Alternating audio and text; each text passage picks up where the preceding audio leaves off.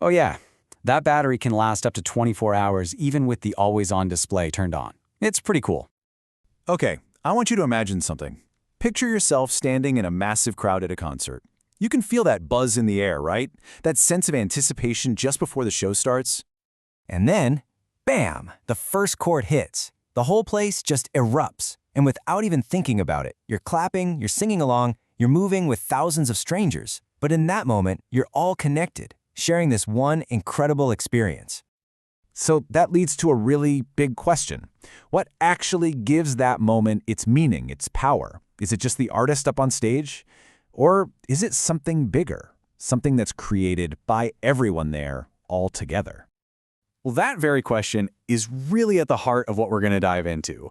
How we make these incredible connections through art. Because as you're about to see, art is way more participatory than you might think. All right, let's jump right into the core idea here. And honestly, this might just completely change the way you look at, well, pretty much any creative work from this point on. And here it is, the big one. Art isn't complete without an audience. Seriously, a painting, a song, a performance, it's just a thing, right? It's just sitting there until you experience it. It's the audience that brings it to life. This is a huge shift in how we think about this stuff. You know, the old way was seeing it as a one-way street. The artist creates, and the audience just passively receives it. But the new view, it's a two-way conversation, a back and forth between the artist and an active audience. And look, we're not just talking about fancy paintings in a museum. This idea applies to everything. Live performances, the buildings we walk through, and yeah, even things like business presentations or company memos.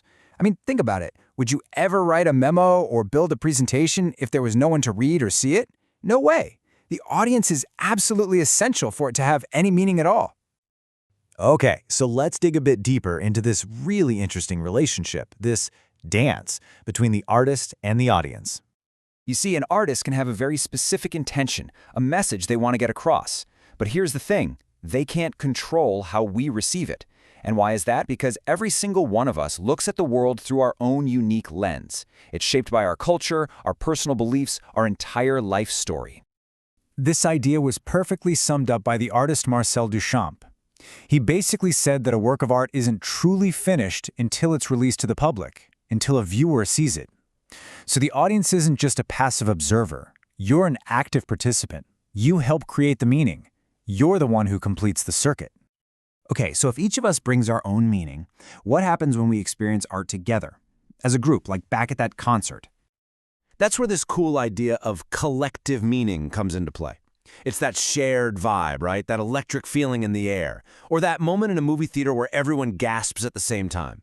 It's the meaning we create together as a community. And the way it happens is actually pretty straightforward. The artist makes something, we, the audience, engage with it. And that shared experience connects us, not just to the art, but to each other. And right there, that's where collective meaning is born. Which, of course, brings us to the most important part of this whole equation, you. It's all about getting you to rethink your own role whenever you come across any kind of creative work.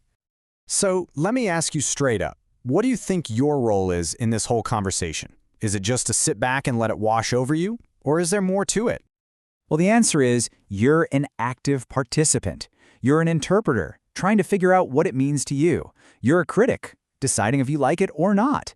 And hey, sometimes you're even a co-author. I mean, think about an improv show. The audience shouts out suggestions that literally shape what happens on stage.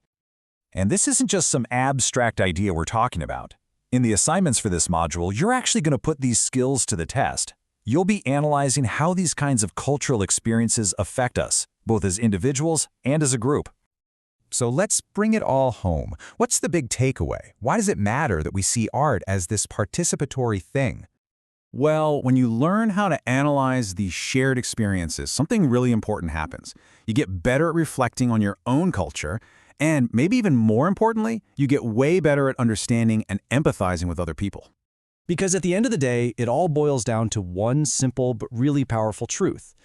Art, in every form it takes, does so much more than just communicate an idea. It connects people. And honestly, understanding how that connection works, that's one of the most powerful skills anyone can have.